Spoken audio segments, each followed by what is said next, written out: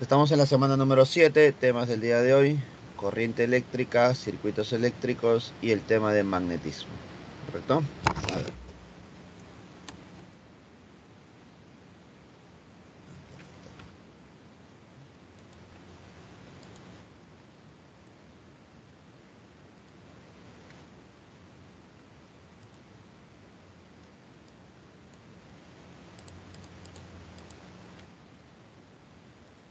listo.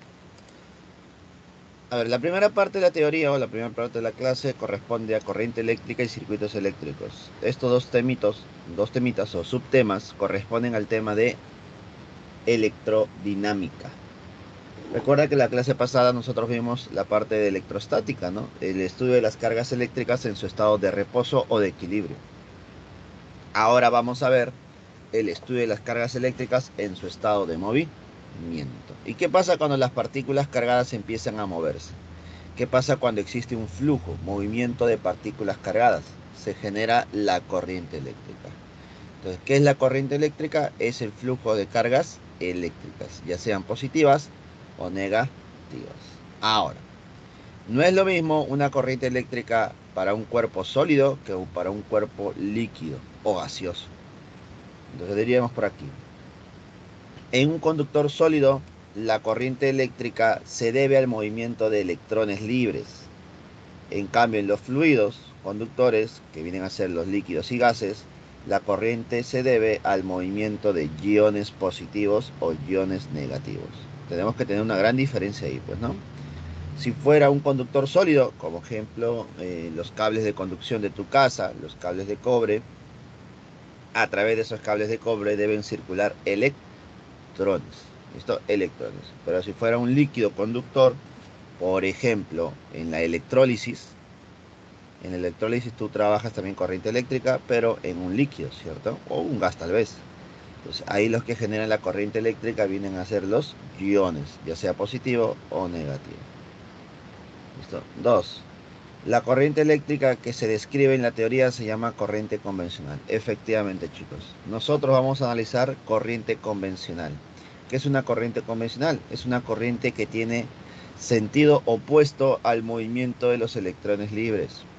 Observarás ahí en la gráfica que si los electrones libres empiezan a moverse hacia la izquierda, la corriente convencional es en sentido opuesto, es decir, a la derecha.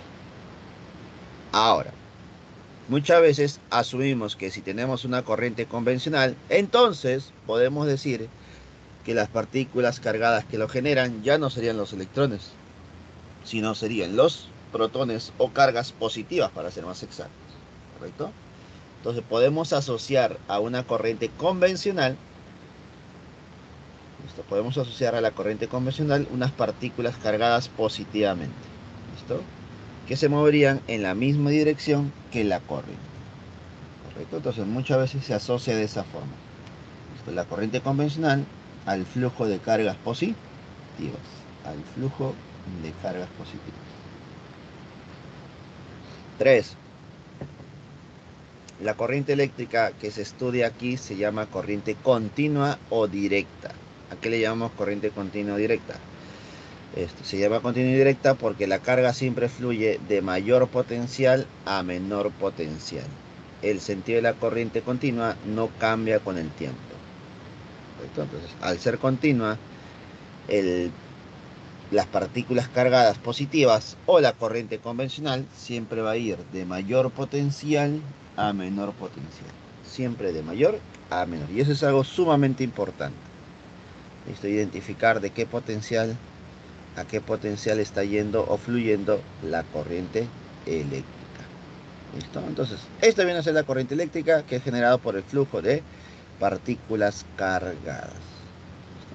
La pregunta es, ¿y cómo nosotros cuantizamos esta corriente eléctrica? ¿No? ¿Cuánto será el valor? ¿Cuánto será la intensidad de la corriente eléctrica? Entonces, la intensidad de la corriente eléctrica es una cantidad física escalar que nos indica la cantidad de carga que se transporta por un conductor en un intervalo de tiempo. Prácticamente me están diciendo que la intensidad de la corriente eléctrica o la corriente eléctrica tiene una intensidad de carga sobre tiempo.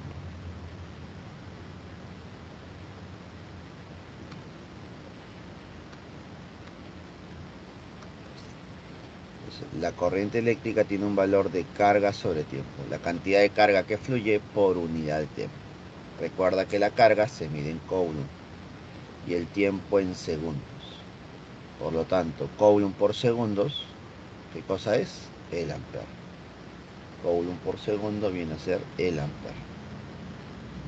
¿Correcto, chicos? Entonces, de esa manera tú vas a calcular la intensidad de la corriente. Ahora, como la intensidad de la corriente depende de la carga que está fluyendo, debemos recordar algo también, ¿no? A ver, recuerda.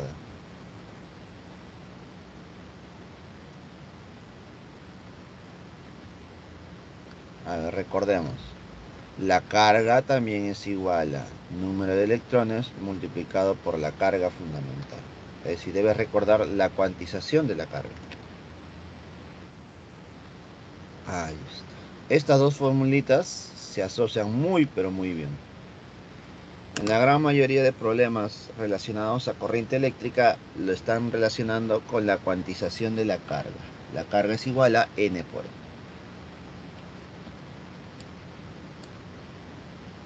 Listo. Entonces podemos decir que a través de un conductor circula una corriente eléctrica ahí. Pero la gran pregunta es, ¿esta corriente eléctrica, que es el flujo de cargas, se moverá con libertad?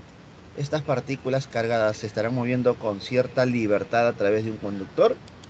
Pues la respuesta es no, ¿no? La respuesta es no. La respuesta es no. Siempre los conductores, sea el que sea, ofrece cierta oposición al flujo de carga. ¿Listo? Los conductores siempre ofrecen una cierta oposición. Entonces, siempre los cuerpos ofrecen cierta oposición. No importa si es un conductor o es un aislante. La diferencia entre un conductor y un aislante es que los aislantes ofrecen mayor oposición al flujo de carga. En cambio, los conductores ofrecen menor oposición. ¿Listo? A esa oposición de flujo de carga se le conoce como resistencia eléctrica. Se le conoce como resistencia eléctrica. Entonces, ¿qué es la resistencia eléctrica? Es la oposición al flujo de cargas dentro de un conductor. ¿Listo? Es la oposición al flujo de las partículas cargadas. Profesor, ¿y cómo yo calculo la resistencia eléctrica de un conductor? Como veo en pantalla, un conductor medio cilíndrico. Entonces, la resistencia eléctrica se calcula en función de las dimensiones del conductor y del material. De tal manera que la resistencia eléctrica es igual a resistibilidad por la longitud sobre área. Y te das cuenta, ¿no? Que a mayor longitud, mayor será la resistencia. Y a mayor área, menor será la resistencia. ¿Correcto? No te olvides que ese ρ es la resistibilidad. Y la resistibilidad depende del material del conductor. No es lo mismo una resistibilidad para cobre que para aluminio o que para bronce, por ejemplo, para oro. La resistibilidad depende del material, chicos. No se olviden, por favor. Dependiendo del material, tenemos diferentes resistibilidades. También depende de la longitud, pues, ¿no? A mayor longitud, mayor resistencia eléctrica, ¿no? Como estaríamos notando. Y a mayor área, al ser más grande el conductor, esto menor será la resistencia, pues, ¿no? Porque habrá más espacio para fluir. Habrá más espacio para que las partículas cargadas fluyan. Listo. Ahora, entonces ya nos estamos dando cuenta que debido al flujo de carga se está generando también una resistencia eléctrica. Pero también debes recordar que este flujo de carga se debe a una diferencia potencial, pues, ¿no? Porque si no existe diferencia potencial, estas partículas cargadas no fluyen, no se mueven. Entonces debería haber una relación entre esa diferencia potencial, esa corriente y esa resistencia. Y la relación de esos tres valores se da a través de la ley de Ohm, ¿no? ¿Qué nos dice la ley de Ohm? La diferencia potencial entre dos puntos de un metal es directamente proporcional a la intensidad de la corriente que pasa por él. Entonces la ley de Ohm nos dice que la diferencia potencial en los extremos de este conductor es igual a la corriente eléctrica que fluye dentro de este conductor multiplicado por la resistencia eléctrica en este tramo del conductor. ¿Listo? También conocido como el famoso BIR, ¿no? El BIR. Bueno, acá le han puesto una forma distinta.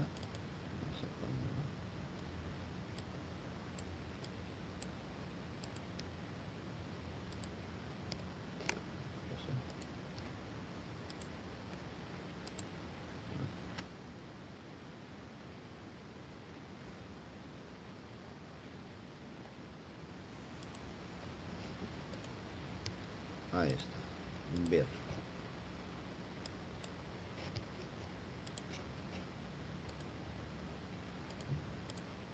Ahí está. Listo. La diferencia potencial es igual a I por R, donde R es la resistencia eléctrica.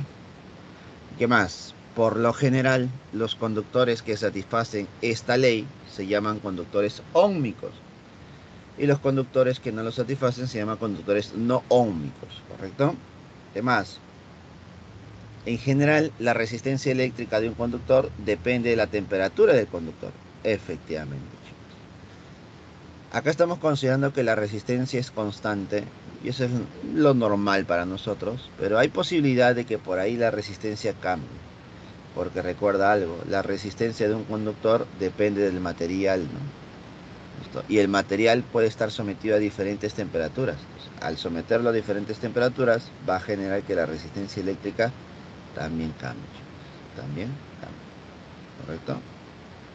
Entonces, esta viene a ser la ley de Ohm. Listo.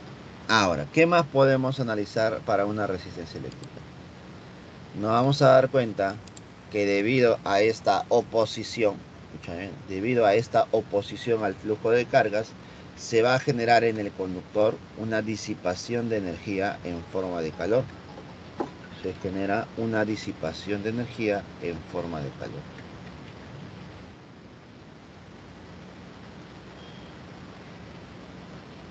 Ahí está. Se va a disipar energía en forma de calor. En forma de calor. ¿Listo?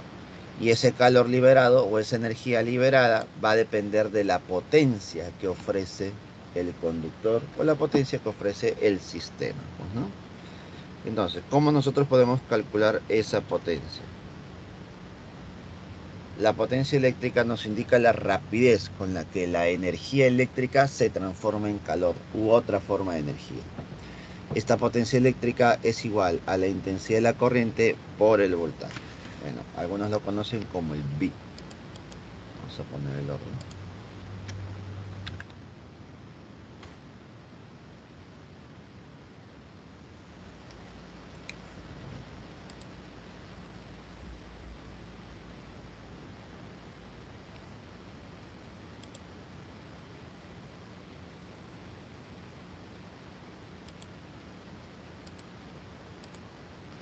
Ahí está. El famoso V. La potencia es voltaje por corriente.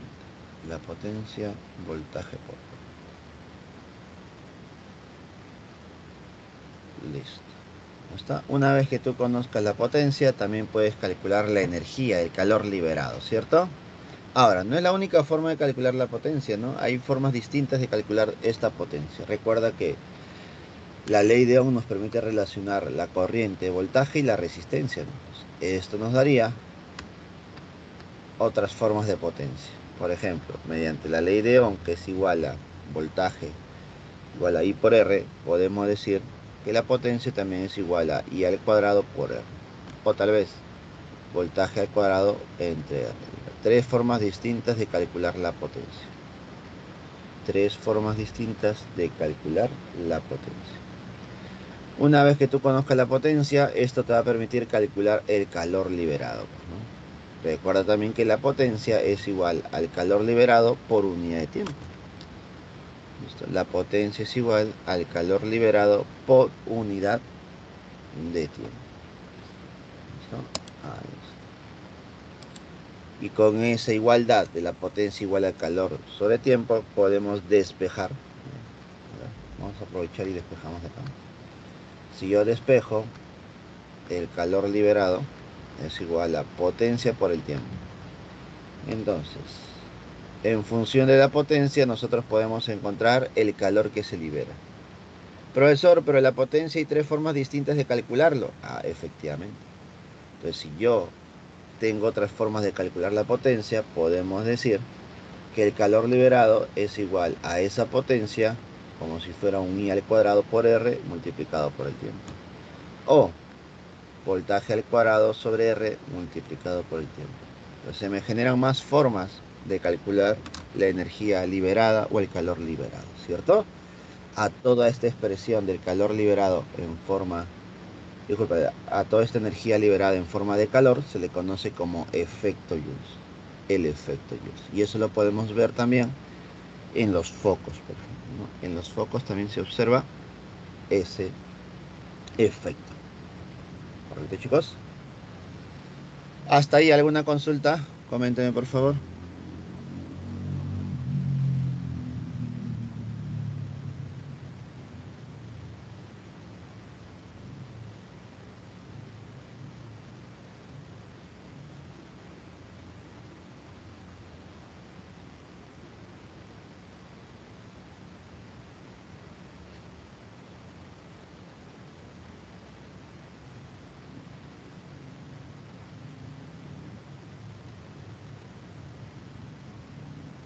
Todo bien. Listo. Ya está. Entonces hemos visto todo respecto a una resistencia eléctrica, ¿no? Cómo se ha generado, qué es lo que genera también. Pero recuerda que en los problemas no solamente vas a ver una sola resistencia, vas a ver muchas resistencias, dos, tres, un sistema de resistencias.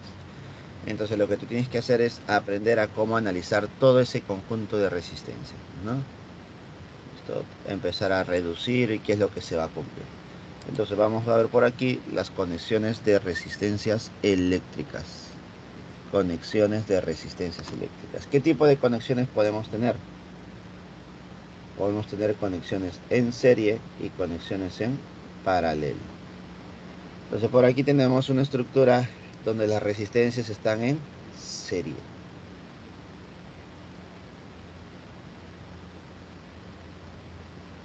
¿Listo? A ver. Cuando las resistencias están en serie, te das cuenta que una con otra resistencia solamente están unidos por un punto. Y con la otra resistencia, otro punto.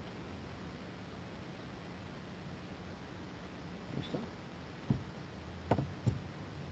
Ahí está. ¿Listo? Entonces, ¿qué se va a cumplir cuando las resistencias están en serie?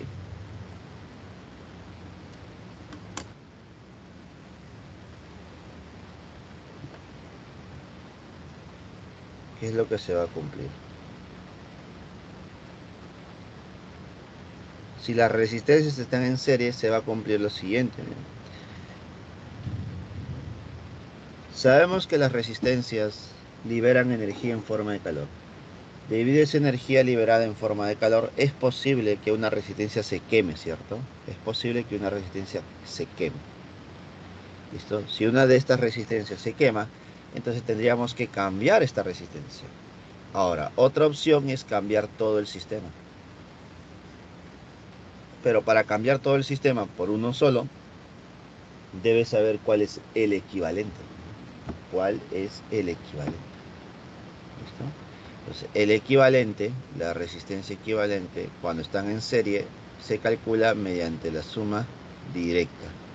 Listo, sumas las tres resistencias y de esa manera calculas el equivalente.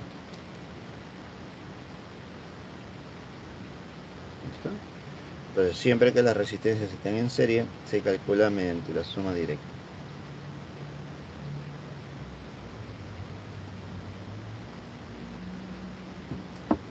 ¿Listo? Ahora, ¿qué más se cumple para una resistencia en serie? Sabemos que a través de estas resistencias circula corriente eléctrica, ¿cierto? La corriente eléctrica que fluye a través de la primera resistencia, a través de la segunda y a través de la tercera, ¿cómo deben ser? Iguales. ¿Por qué son iguales? Por la ley de la conservación de la carga. La carga no se crea ni se destruye, solamente se va a transferir. Se transfiere de la resistencia 1 a la resistencia 2, de la resistencia 2 a la resistencia 3. Y obviamente también se transfiere al equivalente. ¿Cierto? Y por último, se va a cumplir que cada una de estas resistencias está sometido a una diferencia de potencial, ¿no? De tal manera que se puede decir que la diferencia potencial de 1, de 2 y de 3, al sumar la diferencia de potencial, me da la diferencia de potencial total. La diferencia de potencial total, ¿correcto? Entonces, esto es lo que se va a cumplir en unas conexiones en serie. ¿Listo? ¿Algo más que podemos decir aquí? ¿Listo?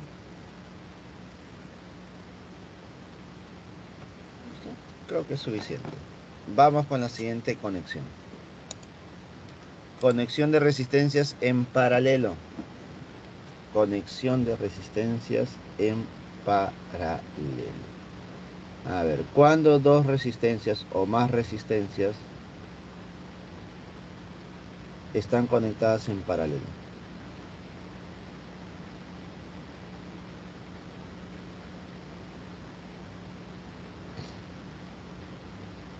Cuando están sometidos a dos puntos iguales, ¿no? Cuando están sometidos a dos puntos iguales, estarán conectados en paralelo. Por ejemplo, acá tenemos tres resistencias. Una, dos, tres resistencias. Y las tres están conectadas a los mismos puntos, ¿cierto? Por ejemplo, si le pongo a este punto A y este punto B, te das cuenta de que la resistencia 2 está sometida al punto A y al punto B. La resistencia 1 a A y a B. Y esos son los mismos puntos de la diferencia potencial. ¿Te das cuenta? Entonces los tres están sometidos a la misma diferencia de potencial.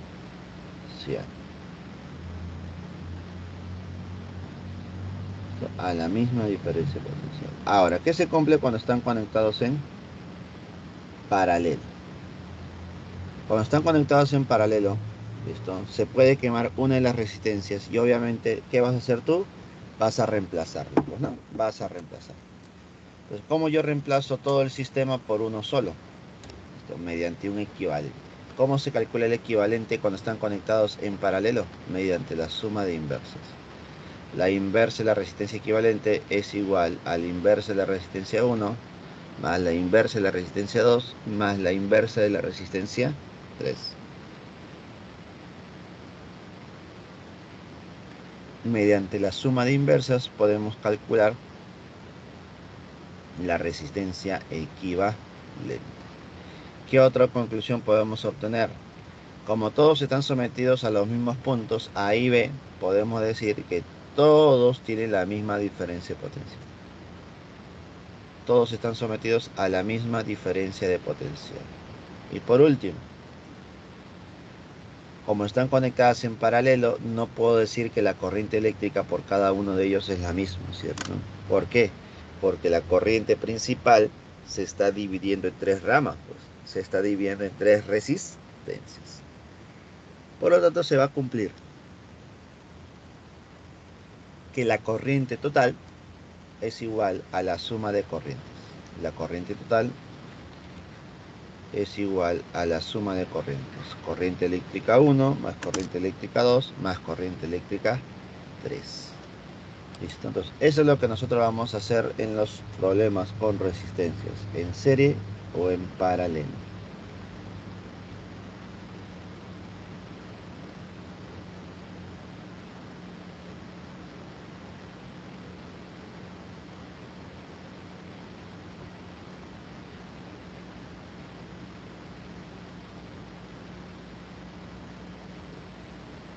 ¿Listo?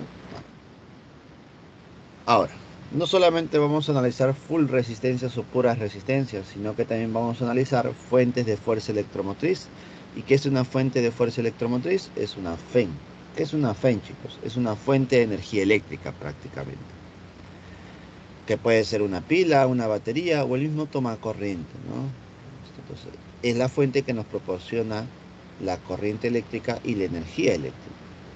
Por ejemplo, ahí observas una pequeña pila, el cual se conecta a un foquito. ¿Listo? Entonces, esa pila nos proporciona los electrones necesarios para generar la corriente necesaria para que ese foco prenda, ¿no? ¿Y cómo se calcula esa FEN, chicos? ¿A qué es igual la FEN? Ese voltaje. Pues ese voltaje o FEN es igual al trabajo realizado por unidad de carga.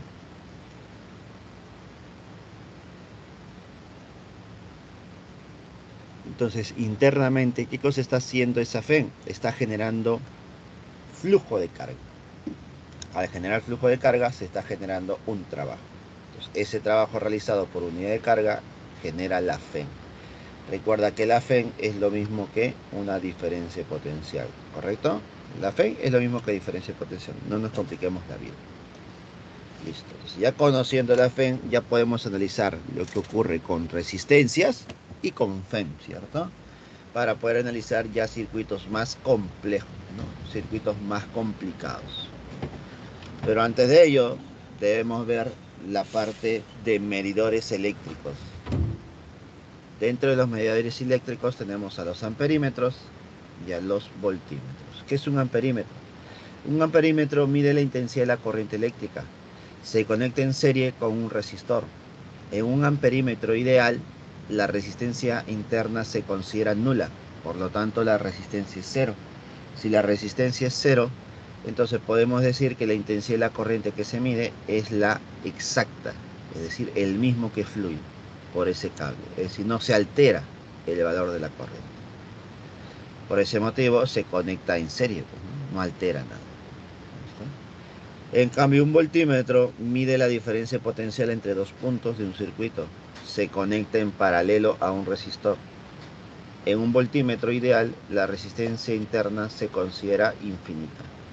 Mira, la resistencia eléctrica interna de un voltímetro es prácticamente infinita. ¿Para qué? Para evitar que fluya la corriente eléctrica. Para evitar que fluya la corriente eléctrica. Recuerda que a mayor oposición, menor será la corriente, ¿no? Si la oposición, si la resistencia eléctrica es prácticamente infinita, entonces nuestra corriente eléctrica prácticamente es cero. Por ese motivo se conecta en paralelo. Al estar en paralelo no altera en nada el circuito eléctrico.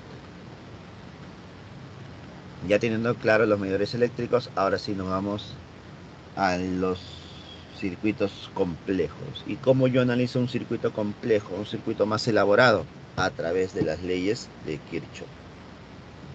A través de las leyes de Kirchhoff.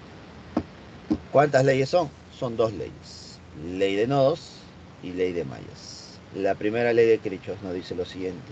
La sumatoria de las intensidades de las corrientes que entran en un nudo es igual a la sumatoria de las intensidades de corriente que salen del nudo. Entonces, si tenemos aquí un circuito un poco más complejo, pero solamente una parte del circuito complejo, podemos darnos cuenta que un nodo es la intersección de varios cables de conducción o cables conductores por donde circula corriente eléctrica. ¿Listo? Tenemos un cable 1, un cable 2, un cable 3, por donde está circulando una corriente 1, una corriente 2, una corriente 3. Con la diferencia de que algunas corrientes están ingresando al nodo y otras corrientes están saliendo de él. Entonces, por conservación de la carga, chicos, todas las corrientes eléctricas que entran al nodo es igual a todas las corrientes eléctricas que salen de él. ¿Listo? Esta es nuestra primera ley de Kirchhoff.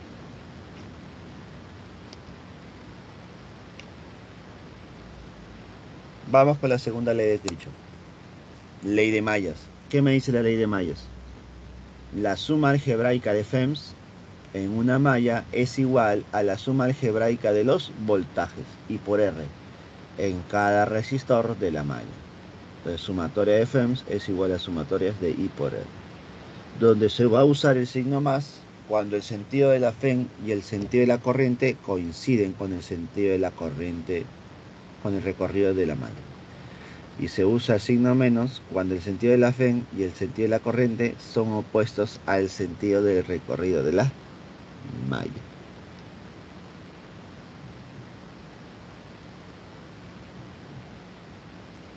Por lo tanto, la ley de mallas es básicamente una formación de relación de FEMS y de resistencias con corriente, ¿no?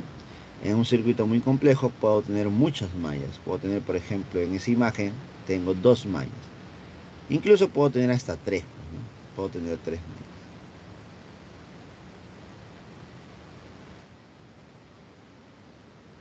Con eso hemos terminado la parte de electrodinámica. Ahora vamos a la parte de magnetismo. A ver. ¿Qué vamos a analizar dentro del magnetismo? Vamos a analizar los imanes y sus propiedades. A ver. ¿Qué es un imán? Es un cuerpo que genera la atracción de otros cuerpos. ¿Listo? Estos imanes tienen dos polos. Los imanes presentan dos polos. ¿Correcto? Tienes un polo magnético norte, polo magnético sur. ¿Listo? Esa es su primera propiedad, se podría decir. Luego podemos decir que los polos magnéticos de igual nombre, se repelen y los polos magnéticos de nombres distintos se van a atraer. De tal manera que si tengo polo norte con polo sur, al ser polos opuestos, se van a repeler.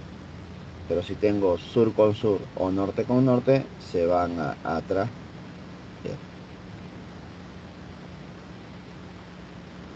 ¿Listo? Ahora, ¿qué más?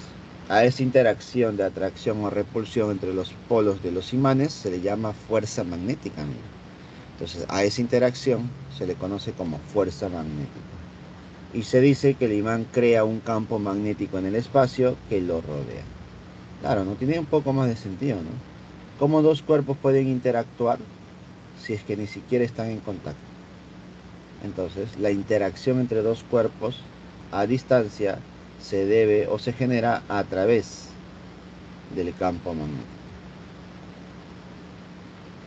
¿Listo? Entonces, a través del campo magnético se genera esta interacción.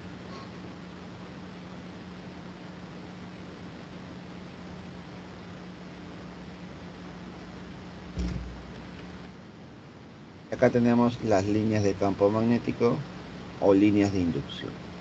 Recuerda que todo imán tiene dos polos y las líneas de inducción siempre van a salir de polo norte y regresan a polo sur. Entonces, las líneas van de norte a sur, siempre. Y serán líneas cerradas y nunca se interceptan. Son líneas cerradas que jamás se van a interceptar. Además, por convenio, las líneas de esfuerzo o líneas de inducción siempre se dibujan saliendo, ¿ya? Saliendo del polo norte e ingresando al polo sur. Y te comento eso es porque nadie ha visto hasta ahora líneas de campo o líneas de fuerza magnética. Jamás nadie ha visto. Así que esto solamente es una representación. Solamente es una representación.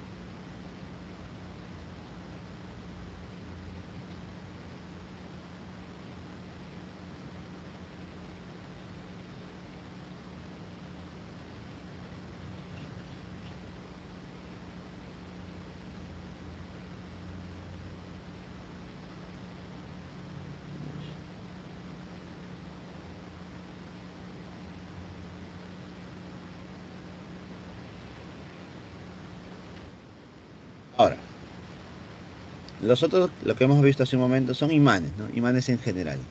Pero recordemos que existen dos tipos de imanes. Los imanes naturales, que son en forma de mineral, y los imanes artificiales, que son los electroimanes. Obviamente analizar los imanes naturales ya involucra un poco más de base del curso de química. ¿Listo? Así que no vamos a entrar por esa parte. Nosotros nos vamos a la parte de los electroimanes, que son imanes generados a partir de corriente eléctrica. ¿Listo? ¿Y eso quién se dio cuenta?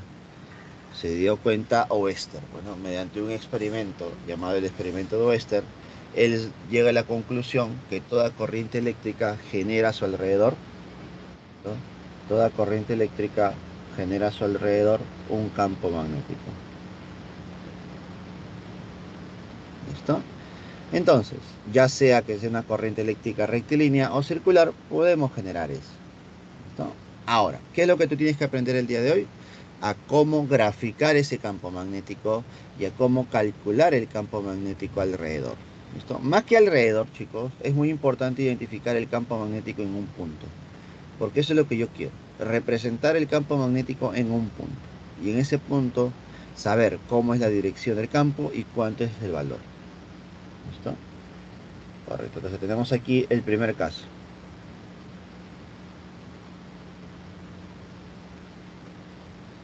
Campo magnético producido por una corriente eléctrica rectilínea muy larga. La magnitud del campo magnético producido por una corriente rectilínea muy larga es directamente proporcional a la intensidad de la corriente eléctrica e inversamente proporcional al radio de circulación del campo magnético.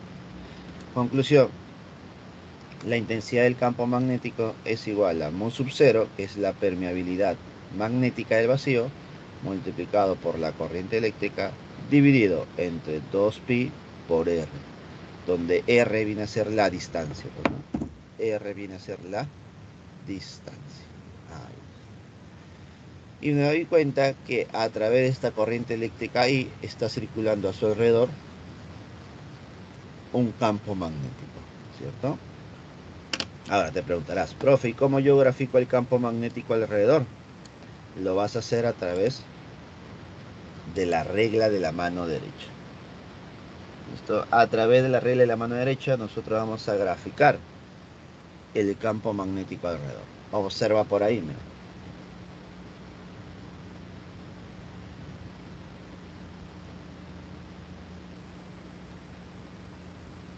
¿Listo? Observa por ahí. Colocas la mano de esa manera, el dedo gordito será la corriente y los otros cuatro deditos flexionados representarán el campo magnético alrededor. Entonces, si tú colocas tu mano de esa forma y sigues el mismo sentido de la corriente va hacia arriba. Si la corriente va hacia arriba, pregunta, ¿el campo magnético cómo estaría girando?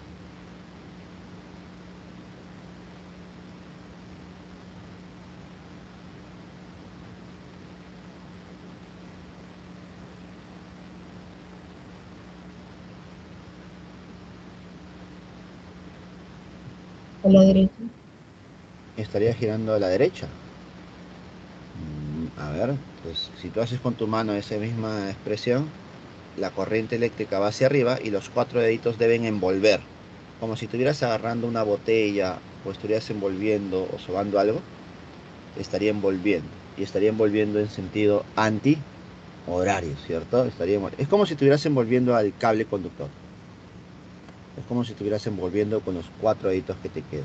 Entonces el dedo gordito va hacia arriba y con los otros cuatro dedos envuelves al cable.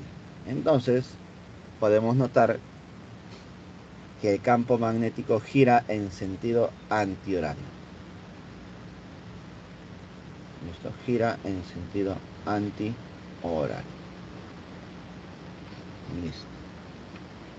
Entonces esa es la manera correcta de graficar el campo magnético alrededor, con la regla de la mano derecha. Observaciones. La dirección del campo magnético en un punto de la línea de inducción se representa con un vector tangente a la circunferencia y es perpendicular al radio de circulación R. 2. La corriente eléctrica y el campo magnético no están en el mismo plano. ¿Listo? Efectivamente no están en el mismo plano, están en planos perpendiculares para ser exactos. 3. La regla de la mano derecha. Si la corriente es saliente, observa por aquí, ¿cuándo una corriente es saliente? Cuando es puntito. Cuando tú veas un puntito es saliente. Cuando tú veas una aspita es entrante. ¿Correcto? Entonces en la izquierda la corriente es saliente. Si la corriente es saliente, se representa con un puntito y la circulación del campo es en sentido antihorario. Esto ya observa aquí tu mano, ¿no? Tu mano la debes colocar de esta manera, ¿no? Como un dedo gordito que sale de la pantalla. Si el dedo gordito sale de la pantalla, los otros cuatro deditos, ¿cómo estarían envolviendo? Estarían envolviendo en sentido antihorario. Antihorario. ¿Listo? Y la otra sería la corriente entrante. ¿Listo? La corriente es entrante. Si la corriente es entrante, ¿listo? El campo magnético sería en sentido horario. Sentido horario.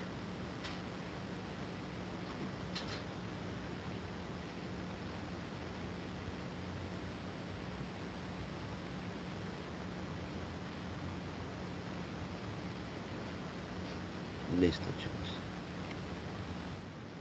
Esto, todo lo que hemos visto hace un momento es para una corriente rectilínea. Esto será lo mismo para una corriente circular, muy parecido, chicos. Esto para una corriente circular es sumamente parecido. Listo, sabemos que según el experimento de Wester, la corriente genera a su alrededor un campo magnético, ¿no? Acá tenemos una espira circular por donde circula una corriente eléctrica. Ahora, ¿cómo será ese campo magnético alrededor? Para que veas cómo es el campo magnético alrededor, mira, observa la siguiente imagen. Ahí está. Si a través de esta espira circula corriente eléctrica, el campo magnético alrededor estaría graficado de esa forma. Como muchas espiras alrededor, como muchas líneas de campo alrededor de esa corriente.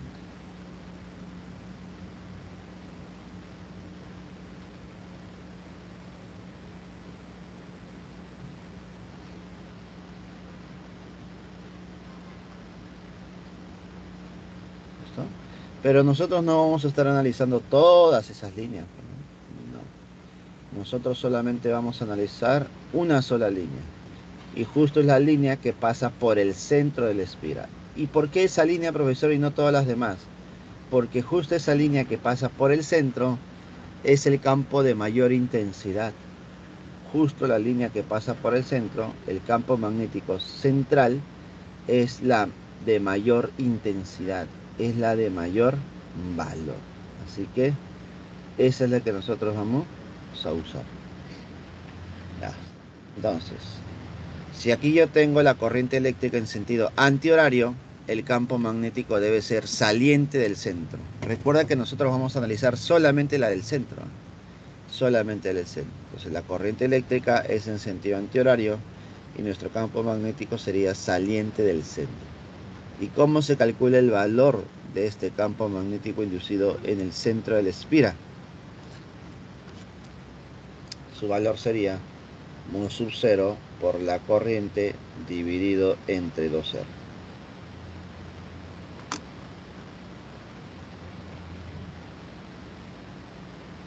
De esa manera calculo el campo magnético en el centro. En el centro.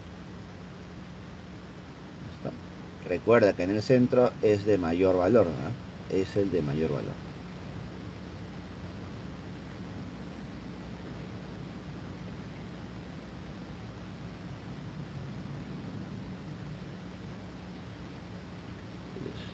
Ahora, profesor, ¿y cómo defino la dirección de ese campo magnético? Con la regla de la mano derecha.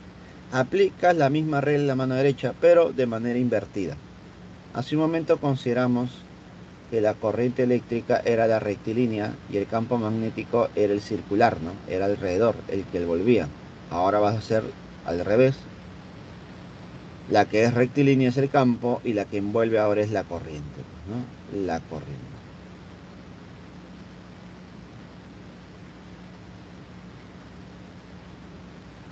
¿Listo? Entonces podemos decir que si la corriente está girando en sentido antihorario, el campo magnético sería hacia arriba, pues, ¿no? Sería hacia arriba. Listo.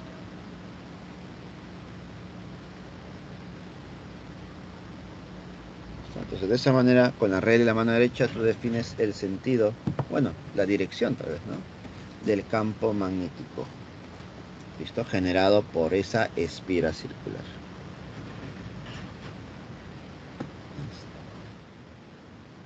Otra manera de representar ese campo es como si fuera un campo magnético saliente o como un campo magnético entrante. ¿Listo? Por ejemplo, para el primer caso, para una corriente saliente, para una corriente en sentido antihorario, si tú aplicas la regla de la mano derecha, te vas a dar cuenta que ese campo magnético es saliente, cuando la corriente es en sentido antihorario. Si la corriente fuese en sentido horario, aplicando la regla de la mano derecha, el campo magnético sería entrante. Campo magnético entrante. ¿Listo? Entonces ahí tenemos otros casos más de la aplicación de la regla de la mano de derecha. ¿Listo? Pero todo esto es para una corriente circular completa. Hay problemas o hay casos donde no tengo una circunferencia completa, sino que solamente tengo una porción, ¿no? Una parte de esa circunferencia. Entonces podemos decir, para un segmento de circunferencia, o para un sector circular, para ser más exacto, podemos calcular el campo magnético generado. Entonces, para un campo magnético generado por un segmento de circunferencia, podemos decir que el campo magnético generado en ese punto es igual al ángulo central del sector circular dividido entre 2pi multiplicado por mu sub 0 por la corriente entre 2R. Entonces de esa manera tú vas a calcular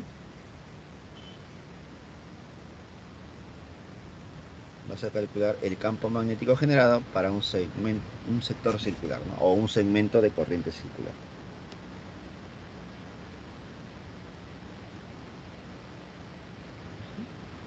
Ya está. ¿Alguna consulta, chicos, hasta el momento? Coméntame, por favor.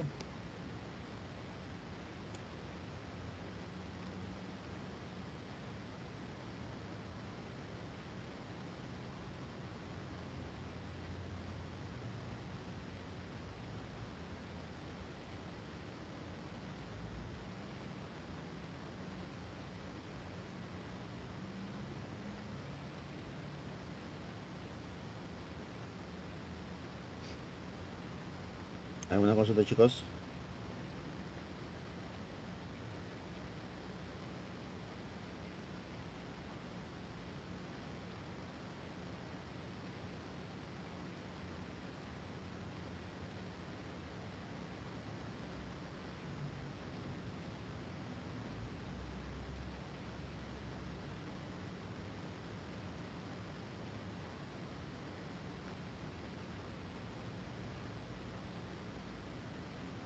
Listo, vamos entonces, sigamos.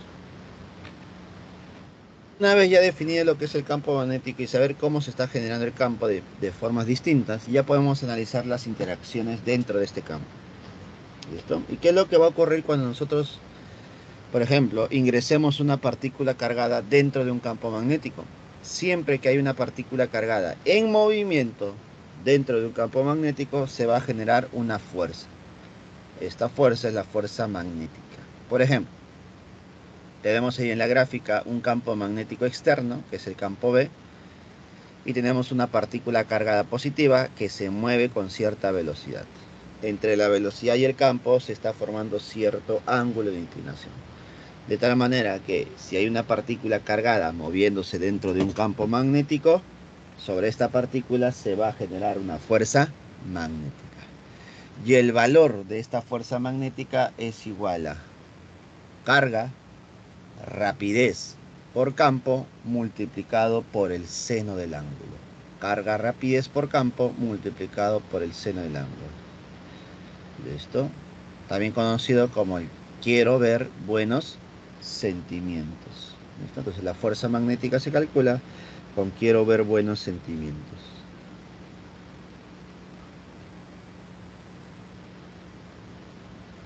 ¿Listo? Ya está. Ahora, profesor, ¿cómo yo voy a determinar la dirección de esa fuerza magnética? La dirección de la fuerza magnética lo vas a calcular de la siguiente forma. Aplicando la regla de la mano derecha o la regla de la mano izquierda, dependiendo sea el caso, como observarás en pantalla. Regla de la mano derecha, ahí tenemos la forma de tu mano, tu palma. ¿Listo? Colocas tu palma, tu mano de esa forma, donde los dedos extendidos serán el campo magnético, el dedo gordito sería la velocidad y la palma, saliente de la palma, sería la fuerza magnética. ¿Listo? Lo mismo podemos aplicar, pero para cargas negativas con la mano izquierda. Con la mano izquierda tenemos la misma idea. Dedo gordito la velocidad, 4 dedos extendidos, el campo, y saliente de la palma sería la fuerza.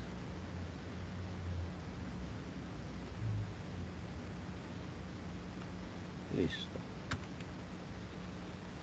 Acá tenemos algunas observaciones para esa fuerza magnética. Si la fuerza magnética es perpendicular al plano donde se encuentra la velocidad y el campo magnético. Listo, efectivamente, la fuerza siempre es perpendicular al campo y a la velocidad, siempre. 2. La velocidad y el campo son mutuamente perpendiculares. Si la velocidad y el campo forman 90 grados,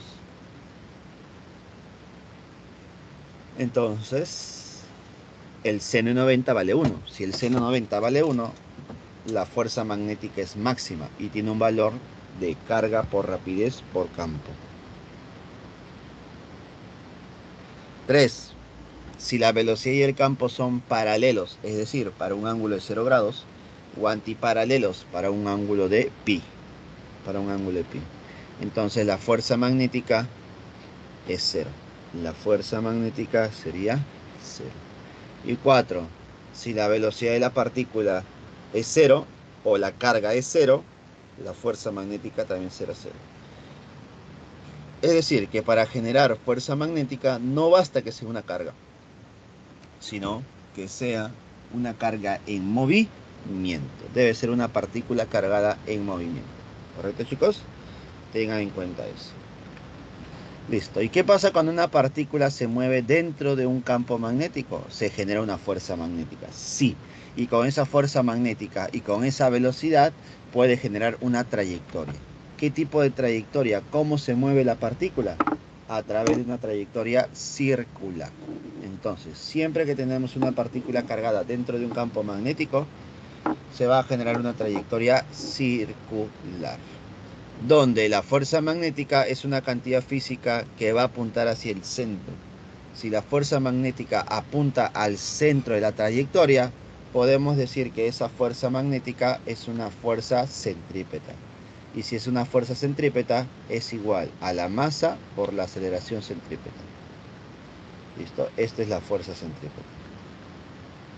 Y debe ser igual a la fuerza magnética, que es igual a carga, rapidez por campo. Ahora, también podemos decir que la fuerza centrípeta es igual a masa por velocidad angular al cuadrado por el radio de giro.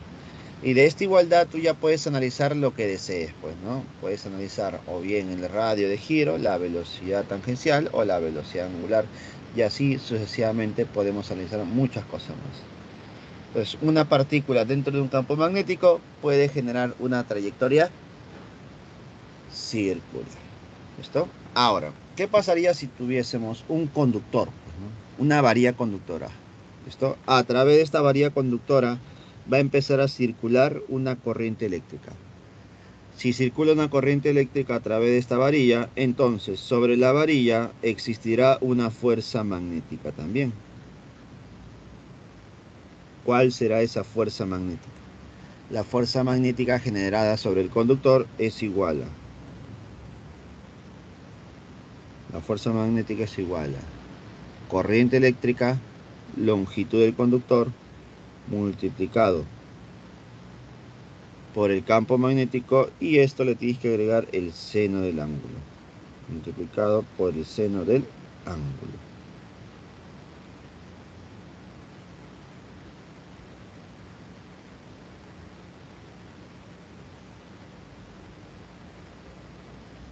¿Listo? Ya está.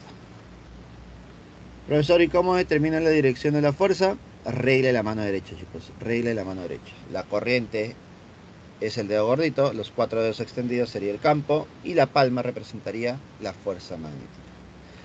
Observaciones. Si el campo es perpendicular al conductor, es decir, forma 90 grados, la magnitud de la fuerza magnética es máxima y su valor es corriente longitud por campo. ¿Listo? Segunda observación. Si el campo es paralelo o antiparalelo al conductor, entonces el ángulo es 0 o 180, la fuerza magnética es 0. Y por último, si es que no hay corriente, no hay fuerza, pues, chicos. Si es que no hay corriente, no hay fuerza.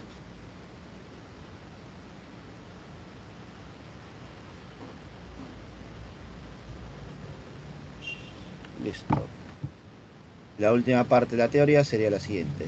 La fuerza magnética entre dos conductores paralelos muy largos.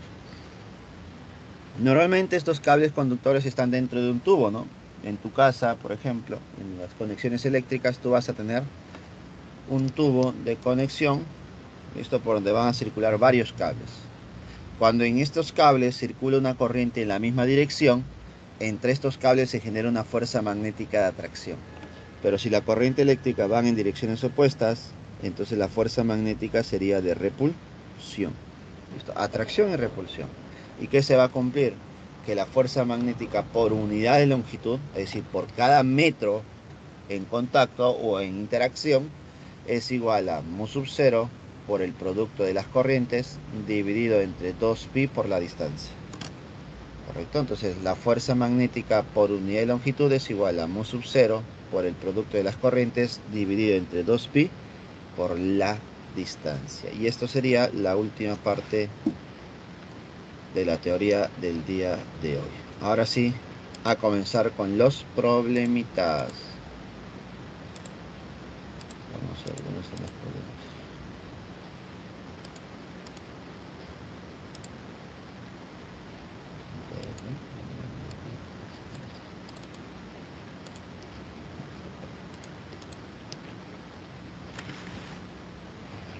Vamos a copiar los colonitas.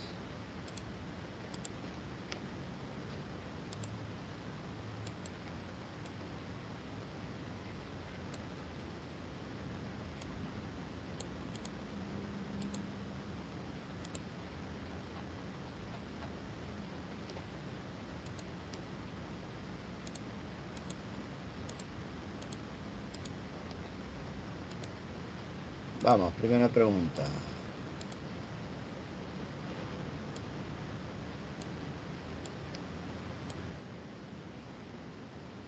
Primera pregunta dice lo siguiente.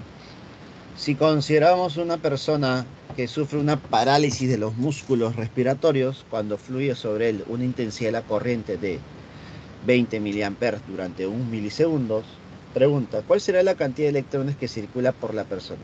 Listo. Estamos considerando que una persona está sufriendo una parálisis de músculos respiratorios. Por lo tanto, a través de esa persona está circulando una corriente eléctrica con un valor de 20 miliamperes. Pero sabemos que esa corriente eléctrica es el flujo de la carga por unidad de tiempo. Además, que la carga que fluye a través de una persona, un conductor o cualquier cuerpo, se puede cuantizar, ¿sí o no? ¿Cómo se calcula esa carga? Como el número de electrones que fluye multiplicado por la carga fundamental. Y esto todavía sobre el tema. Entonces, de esta igualdad, tú sabes la corriente, sabes la carga fundamental y el tiempo. ¿Podemos despejar el número de electrones? Claro, bro. El número de electrones será corriente por el tiempo dividido entre la carga fundamental. ¿Cuánto vale la carga fundamental? 1,6 por 10 a la menos 19 coulomb. Así que reemplacemos. La corriente eléctrica, 20 mili, 20 por 10 a la menos 3. Por el tiempo, 1 mili, 1 por 10 a la menos 3. Entre la carga fundamental. Mira, la carga fundamental es 1,6 por 10 a la menos 19. Pero mira lo que voy a hacer yo. Voy a representarlo como 16, pero por 10 a la menos 20. ¿Correcto? Es lo mismo, chicos, ¿ya? Es lo mismo. A ver, vamos a ver si sale la E. Operando, sacas cuarta, 5, cuarta, 4. Entonces me quedaría 5 cuartos. 5 cuartos es 1,25, ¿no? ¿Cierto? ¿Por cuánto? Por 10 a la menos 3, 10 a la menos 3, 10 a la menos 6. Este 10 a la menos 20 sube como 10 a la 20. 10 a la 20 por 10 a la menos 6.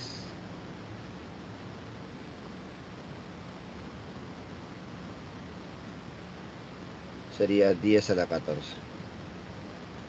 Pero mis claves están como 10 a la 12 o 10 a la 13.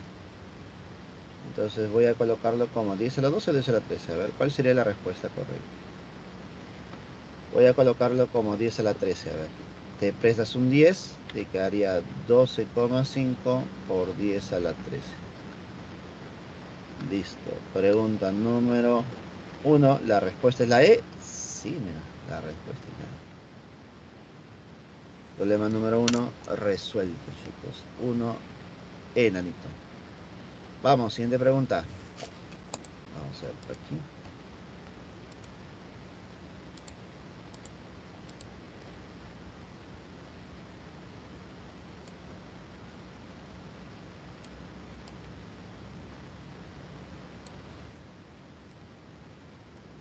A ver. Pregunta número 2. La intensidad de la corriente eléctrica en un conductor varía con el tiempo, según la gráfica. Determine el número de electrones que atraviesa su sección transversal. A ver, para saber el número de electrones necesito saber la carga, ¿sí o no? Pero me dan una corriente variable en una gráfica. Entonces, ¿qué debo saber, profesor? Si es una gráfica de corriente en función del tiempo, debajo de la gráfica, en este caso de 0 a 4, se va a cumplir que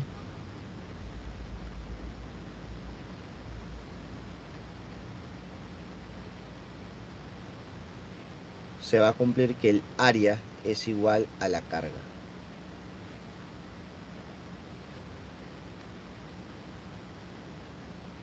¿Listo? Pues el área es igual a la carga, chicos. Y tú sabes que la carga es igual a n por E. Así que el problema ya acabó. ¿Sí o no? porque el área es igual a la base, que es 4, por la altura, que es 16. 4 por 16 sobre 2, por ser un triángulo, es igual a n por la carga fundamental, que es 1,6 por 10 a la menos 19. Pero como yo no voy a usar 1,6, voy a usar 16, sería por 10 a la 20, menos 20. Operando, chao 16, 4 entre 2 es 2. Conclusión, n es igual a 2 por 10 a la 20.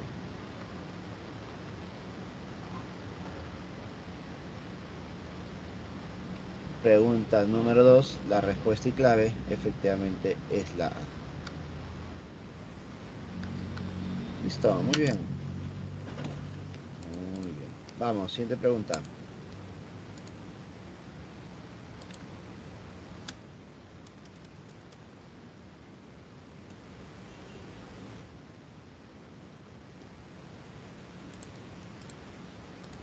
Vamos, siguiente pregunta. 3. Profesor, ¿Sí? ¿podría volver un momento a la 2, por favor? Ahora. Gracias. Listo, no hay problema. Pregunta número 3.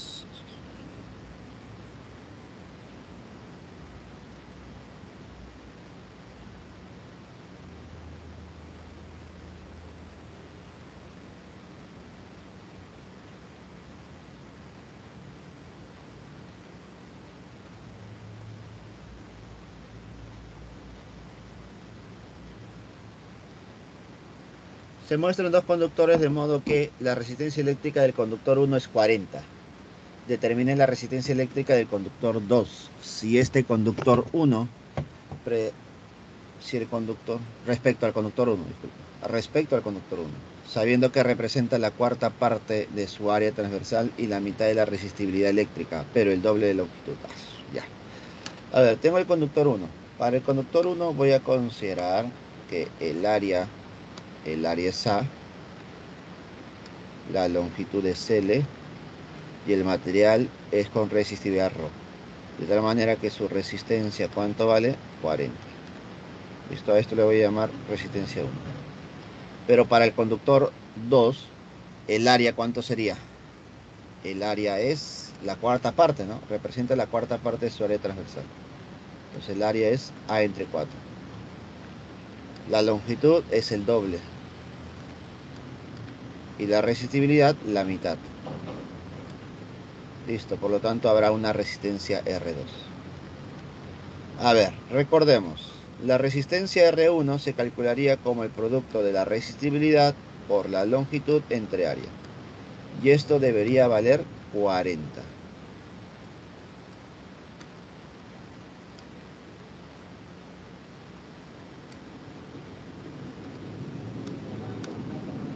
Esto debería valer 40. ¿Listo? Para la resistencia 2, ¿qué se va a cumplir? La resistibilidad, que sería ρ medios, por la longitud, que sería 2L, entre el área, que es A cuartos. Haciendo una jugada de extremos y medios, chau chau 2, S4 sube, sería 4 veces la resistibilidad por la longitud sobre el área. Y te das cuenta que este término de resistibilidad, longitud sobre área, es lo que tenemos arriba, ¿no? ¿Y cuánto vale todo eso? 40. Por lo tanto, la resistencia R2 sería 4 veces 40. Y eso vale 160. Problema número 3, la B. Problema número 3, barquito, chicos. Muy bien.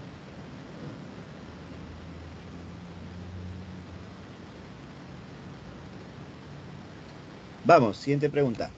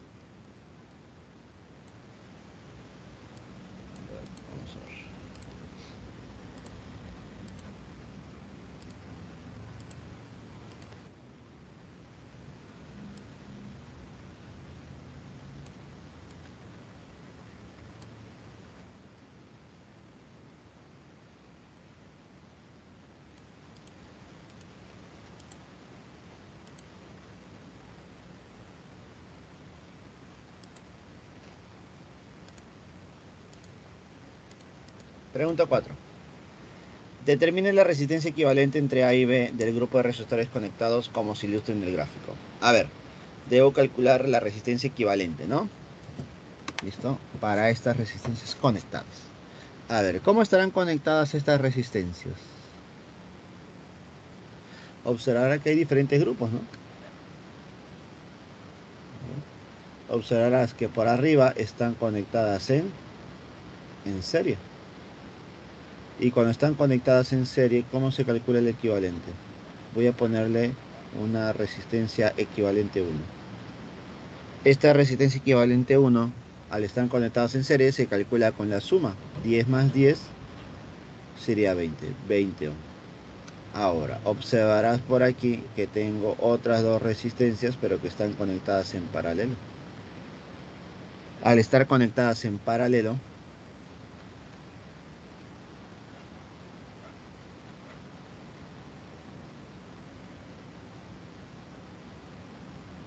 ¿cómo se calcula la resistencia equivalente? Al estar en paralelo, suma de inversas, ¿no?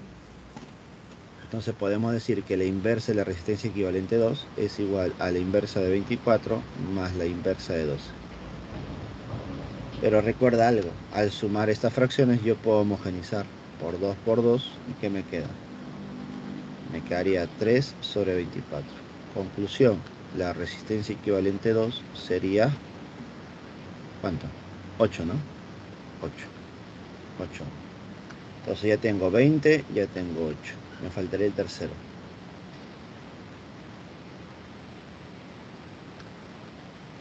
Uno, 2, 3. Estos tres, ¿cómo están conectadas? En paralelo. Y si están en paralelo, ¿cómo se calcula el equivalente? Con la suma de inversas. Lo mismo que acá. Listo. Al calcular la suma de inversas me quedaría 1 sobre la resistencia equivalente 3 es igual a 1 sobre 30 más 1 sobre 30 más 1 sobre 30 más 1 sobre 30. 3 veces 1 sobre 30. ¿No es lo mismo decir 1 sobre 30 por 3? Conclusión. ¿Cuánto me queda la resistencia equivalente 3? Sería 30 sobre 3, que sería 10.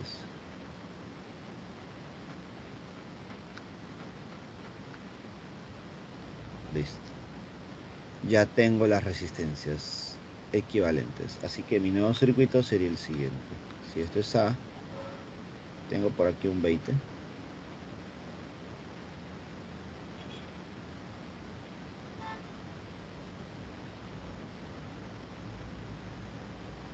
La segunda valdría 8 y la tercera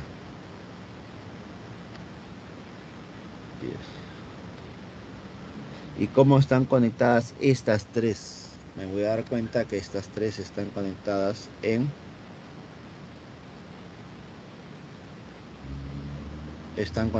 serie. Al estar conectadas en serie, ¿cómo se calcula el equivalente? La resistencia equivalente es igual a 20 más 8 más 10.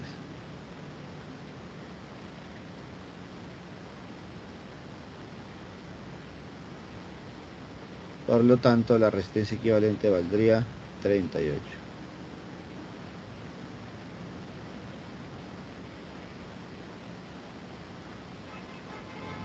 Listo.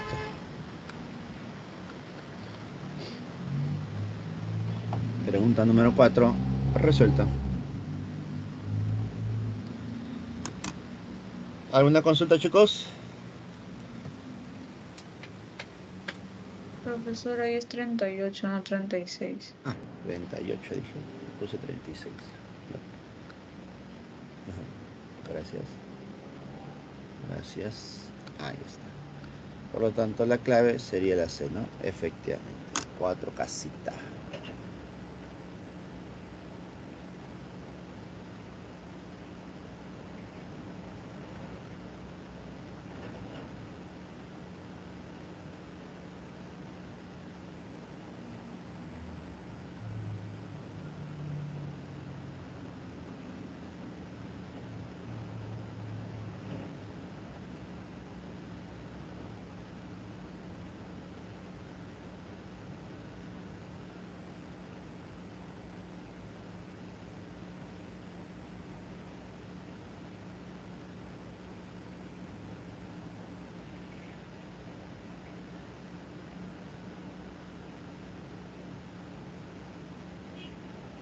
Listo.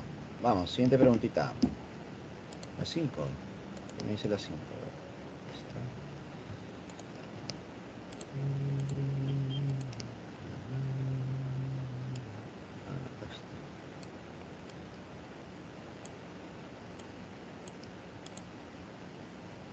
Listo, pregunta número 5. Dice lo siguiente. Un resistor conectado a una fuente de voltaje V sub 0 soporta una corriente eléctrica de 1 ampere. Si el voltaje de la fuente se incrementa en 80, la intensidad de la corriente en el resistor aumenta en 5. Determine la resistencia eléctrica del resistor. Nos damos cuenta que en este problema hay dos casos. Caso 1 y caso 2. Caso 1 y caso 2. Para ambos casos, lo que no va a cambiar es la resistencia eléctrica. Esto es la misma resistencia. Lo que está cambiando solamente es la fuente de alimentación, es decir, la FEM. Para el primer caso sería un voltaje V sub 0. Y para el segundo caso sería un voltaje que es 80 más, ¿no? Se incrementa en 80, sería V sub 0 más 80. Para el primer caso, la corriente que circula sería una corriente de 1 ampere. Para el segundo caso, la corriente que circula sería de 5 amperes. Claro, ¿no? Aumenta el voltaje, debe aumentar la corriente. ¿Y qué es lo que se va a cumplir, profesor? Se cumple la famosa ley de Ohm. ¿Qué me dice la ley de Ohm? Que el voltaje es igual a I por R.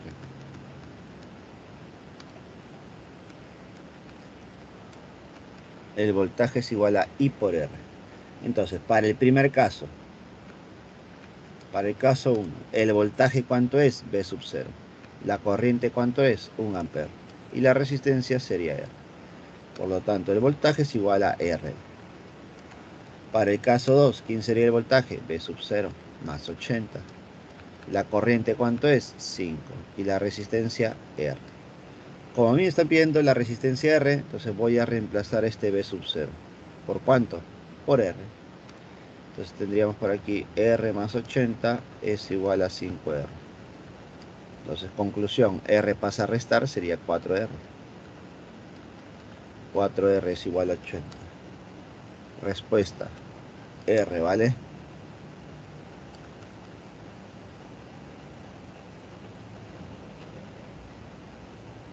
R vale 20. Problema número 5. La respuesta es la C. Muy bien.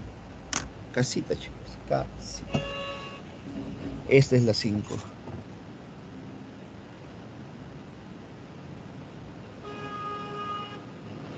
Vamos con la 6, chicos.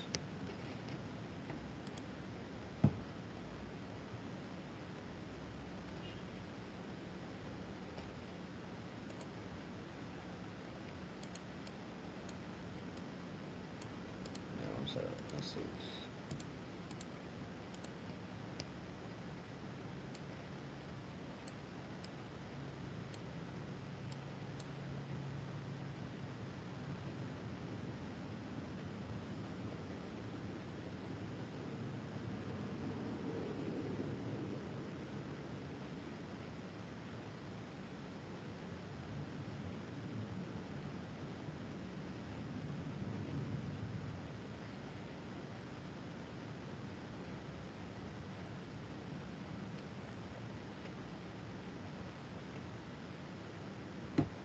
Pregunta número 6.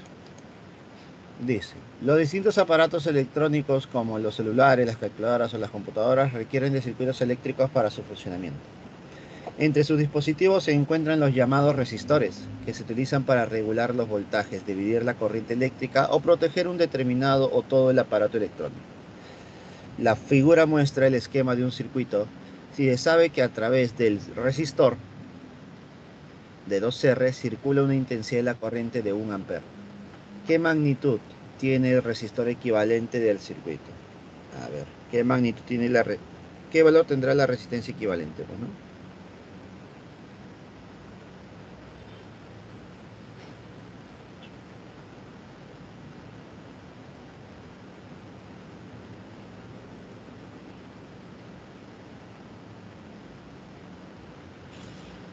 A ver, primer dato es la corriente que circula por esa resistencia. ¿Listo? Para no malograr mucho la gráfica, vamos a analizar. A ver, vamos a agarrar toda esta parte por aquí.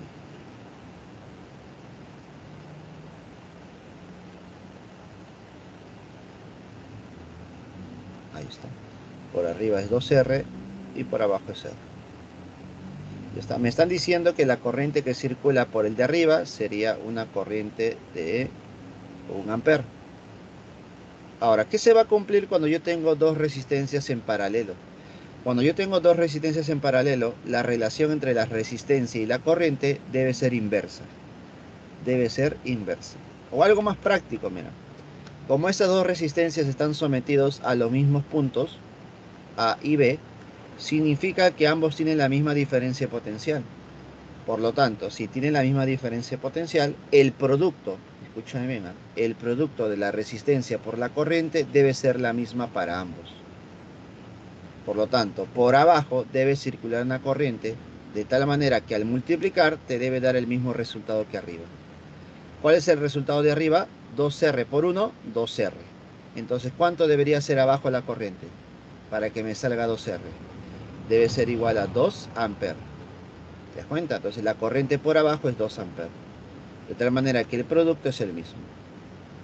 Ahora, si por abajo circula 2 amperes y por arriba 1 amper, significa que a la hora de llegar a este nodo A, se va a juntar 1 amper y 2 amper. Por lo tanto, ¿cuánto sería la corriente? Total sería 3 amperes.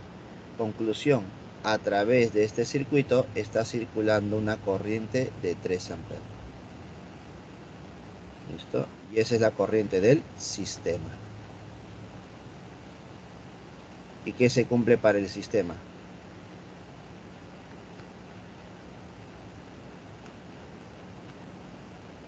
Para el sistema, la diferencia potencial del sistema es igual a la corriente del sistema por la resistencia del sistema. ¿Y cómo se le llama la resistencia del sistema? Se le llama resistencia equivalente. El voltaje del sistema es 15, la corriente del sistema es 3 y la resistencia equivalente, ¿cuánto debería ser? Tendría que ser 5. 5. Pregunta número 6, la respuesta y clave sería la C. 6, casita, chicos. La 6, la C. ¿Correcto? Ya está. ¿Alguna duda o consulta, chicos? Coméntenme, por favor.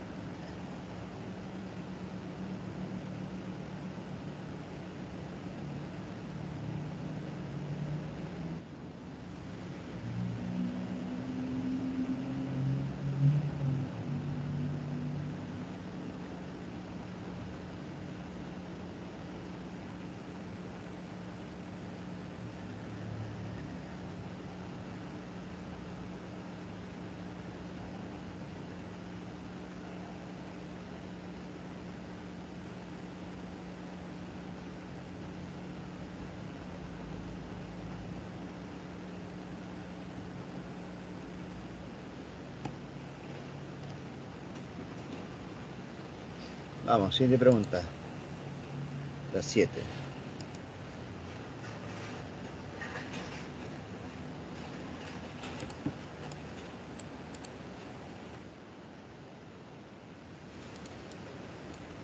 Ahí está. 7.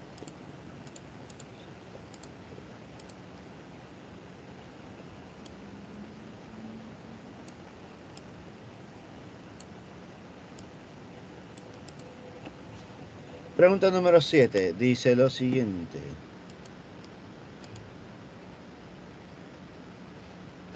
El amperímetro es un instrumento que sirve para medir la intensidad de la corriente eléctrica que fluye por un circuito eléctrico. En su diseño original, los amperímetros están constituidos en esencia por un galvanómetro cuya escala ha sido graduada en amperios. En la actualidad, los amperímetros utilizan un conversor analógico digital en la La lectura del conversor es leída por un microprocesador que realiza los cálculos para presentar en un display numérico el valor de la corriente eléctrica. Si colocamos el amperímetro ideal en el circuito mostrado, determine la lectura. A ver, prácticamente me están diciendo, calcula la corriente eléctrica que fluye, ¿no? Que circula por ese circuito. Entonces, para calcular la corriente eléctrica del circuito, voy a aplicar la ley de mallas. Ley de mallas. A ver, ¿qué me dice la ley de mallas? Que la sumatoria de las FEMS es igual a sumatorias de I por R. La pregunta es, ¿qué corriente está circulando por toda esta malla? Para identificar la corriente, voy a tomar como referencia el voltaje mayor. Como es el voltaje mayor 60, observa sus polos, chiquitito negativo, más grande positivo. Entonces la corriente para un voltaje siempre va de menos a más. Si va de menos a más, estaría yendo hacia arriba. En todo el circuito estaría yendo en sentido horario. Entonces, con esta corriente vamos a analizar la ley de mallas. A ver, primer voltaje, 60. Como 60 va de menos a más según la dirección de la corriente, entonces voy a sumar 60. Luego, en toda la trayectoria me encuentro con otro voltaje, que sería 15. Pero 15 está yendo de más a menos. Si va de más a menos, hay una caída de potencial. Si hay una caída de potencial, ya no vas a sumar, sino vas a restar. Menos 15. Igual a la sumatoria de I por R. A ver, nuevamente, me encuentro con la primera resistencia de 5. Por lo tanto, sería 5I. Me encuentro con la resistencia 2, sería 12I. Y me encuentro con la resistencia 3, sería más 3I. Conclusión, 60 menos 15, que es 45, sería igual a 10I. ¿Cuánto vale la corriente que circula por todo el circuito? Sería 4,5 amperes. Problema número 7, la C.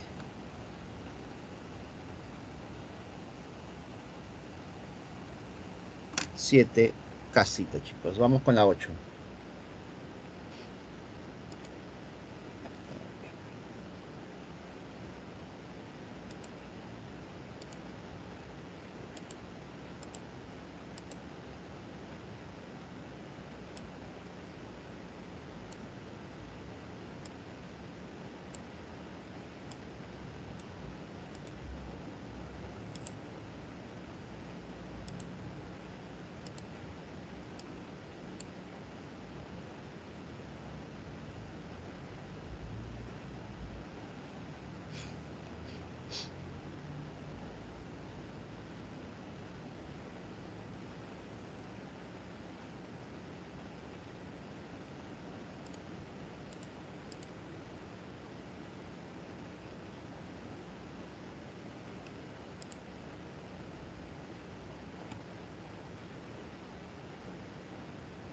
A ver, vamos con la pregunta número 8.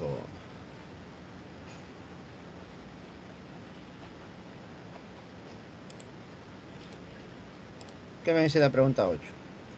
El gráfico muestra parte de un conductor rectilíneo de gran longitud.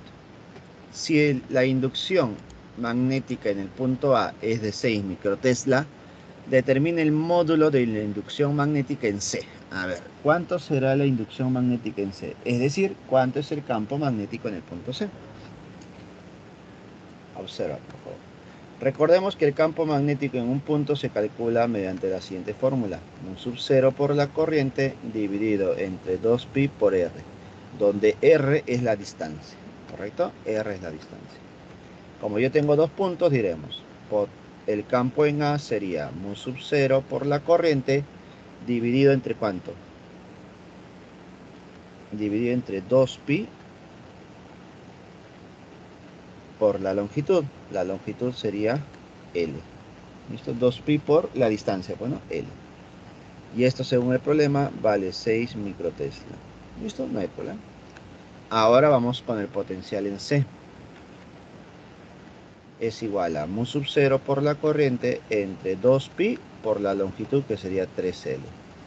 Dando formita, me quedaría 1/3 de mu sub 0 por la corriente entre 2pi por L. Y te das cuenta que este mu sub 0 por la corriente entre 2pi por L, ¿cuánto vale? 6 mu Tesla, 6 microtesla. Por lo tanto, el campo en C sería 1/3 de ¿cuánto? De 6 microtesla. ¿Cuánto es el campo en C? 2 microtesla. Simplemente es un problema para dar forma. Problema 8, la clave es la B. Es una pregunta para dar forma, chicos. ¿Listo?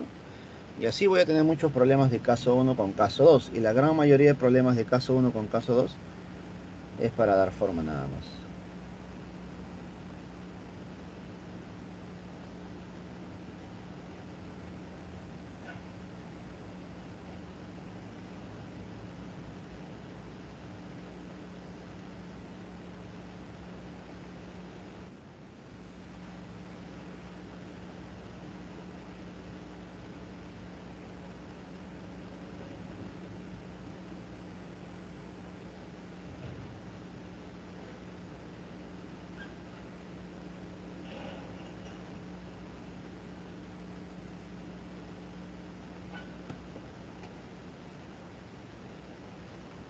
Vamos, pregunta número 9 ahora.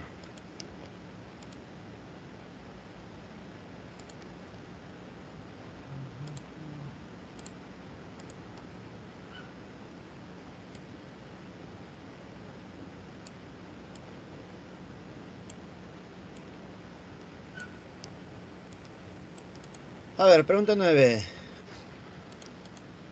Dice lo siguiente. Se muestra la sección transversal de dos conductores rectilíneos de gran longitud y por el cual circulan las corrientes eléctricas de intensidad de corriente 1, 4 y corriente 2, 1. Determina el módulo de la inducción magnética en el punto A. Si quiero calcular el campo magnético en el punto A, pero sería el campo resultante, ¿no? Porque al haber dos corrientes, habrán dos campos, ¿no? Dos campos.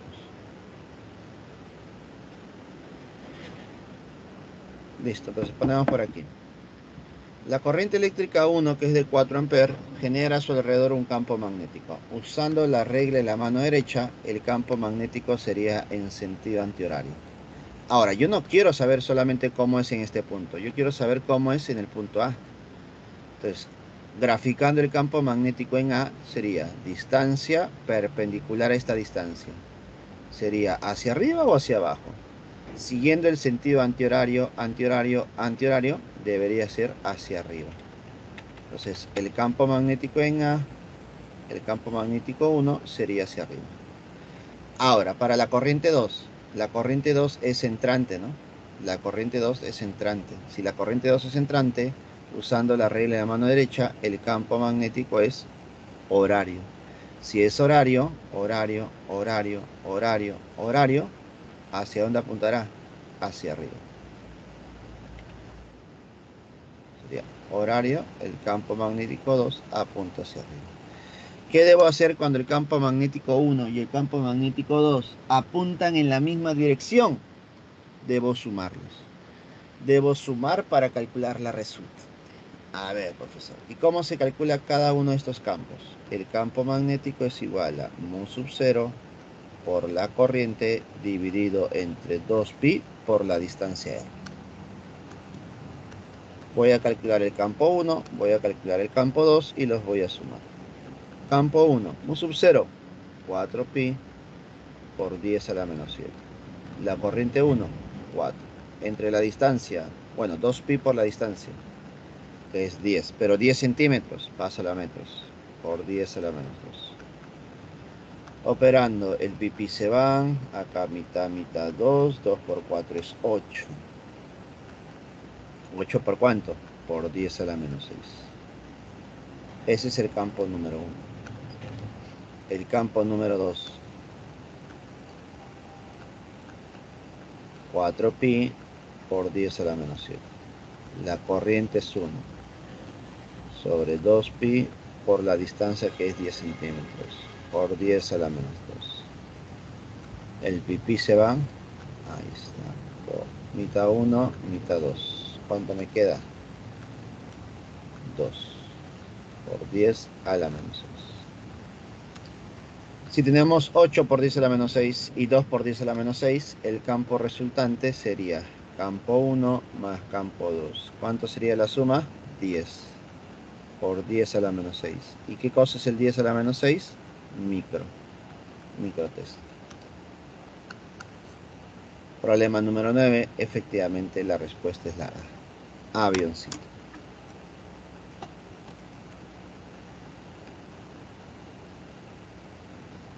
Pregunta 9. Resuelve.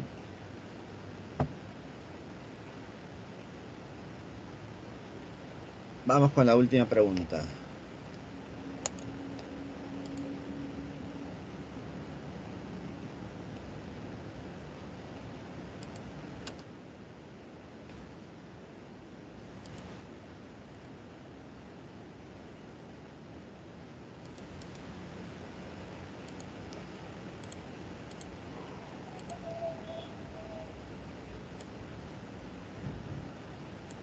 Ahí está. Última pregunta, chicos. Los rayos cósmicos son partículas electrizadas altamente energéticas que llevan a nuestro planeta producto de las tormentas, que llegan a nuestro planeta producto de las tormentas solares, originando las auroras, ¿no? Auroras. Listo. Considere que un núcleo de hidrógeno, es decir, un protón, una partícula positiva, ingresa a un campo magnético terrestre. A ver, una partícula positiva se está moviendo con cierta velocidad y está ingresando a un campo magnético, en este caso el campo magnético terrestre. ¿Está? Formando un ángulo de 53 grados. Ahí está. Con la inducción magnética, ¿no? La cual vale 50 militeslas. Entonces, en aquel instante, justo en ese instante, ¿cuánto será la magnitud de la fuerza magnética? A ver, si tú aplicas la regla de la mano derecha para graficar la fuerza magnética, llegarías a esta conclusión. La fuerza magnética va hacia arriba y es perpendicular a la velocidad y el campo. En este problema no me piden graficar, me piden conocer el valor, ¿no? ¿Qué es lo que ocurre en la gran mayoría de problemas, ¿no? Calcula el valor. Entonces la fuerza magnética es igual a carga, rapidez por campo por el seno del ángulo. En este caso el seno del ángulo sería 53. ¿Listo? El famoso quiero ver buenos sentimientos, ¿no? Quiero ver buenos sentimientos. Entonces, la carga. ¿Cuánto es la carga? Según el problema, la carga es la carga de un protón. Profe, ¿y un protón qué carga tiene? Recuerda que la carga fundamental es igual a 1,6 por 10 a la menos 19. Y esta es la carga de un electrón negativo y un protón positivo. Es lo mismo, chicos, es la misma. Por lo tanto, sería 1,6 por 10 a la menos 19.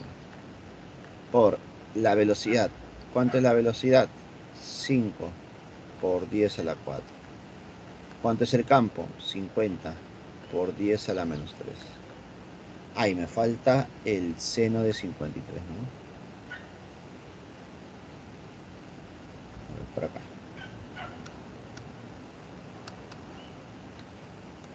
A ver, y seno de 53. Seno de 53 es 4 quintos. Listo. A operar se ha dicho. Un 5 y un 5 se va. Este 5 con este 4 es 20. 20 por 16, por 1,6, disculpa, sería 32. Correcto, 32. Operamos 10 a la menos 19 por 10 a la 4, sería 10 a la menos 15, ¿no? 10 a la menos 15 por 10, 10 a la menos 14. 10 a la menos 14, 10 a la menos 14 por 10 a la menos 3, 10 a la menos 17. Te prestas un 10 a la menos 1 y te quedaría 3,2 por 10 a la menos 16 newton. Pregunta número 10 y última pregunta, la respuesta es la B. Efectivamente, respuesta barquito, chicos. Y con eso hemos llegado al final de esta clase del día de hoy, chicos. La clase número 7.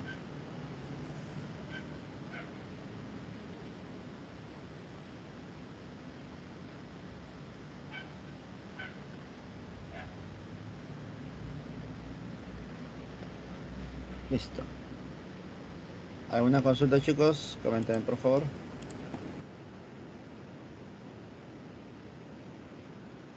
Profesor, ¿podrían retroceder al problema 9 por un momento, por favor?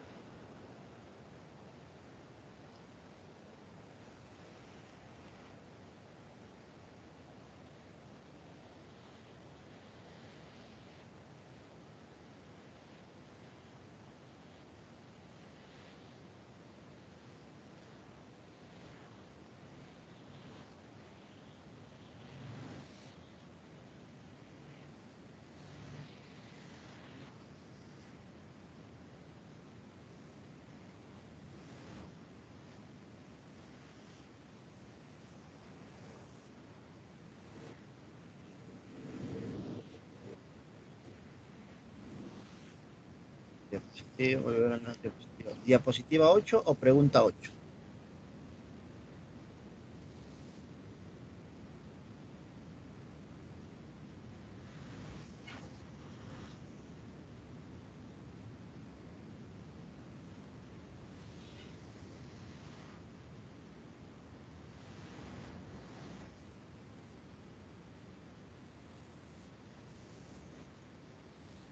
Ahí está, la pregunta 8.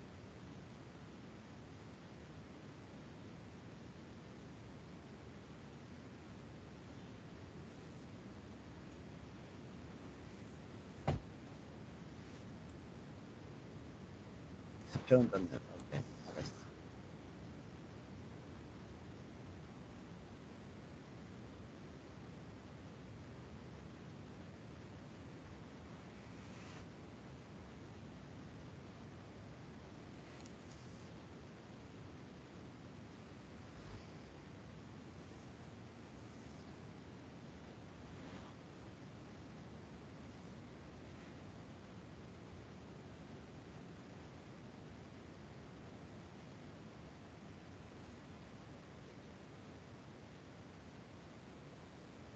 Listo, chicos, eso sería todo por el día de hoy. Nos vemos la siguiente semana con la penúltima clase, si no me equivoco. ¿Cierto? La clase número 8. Cuídense mucho, chicos. Hasta luego.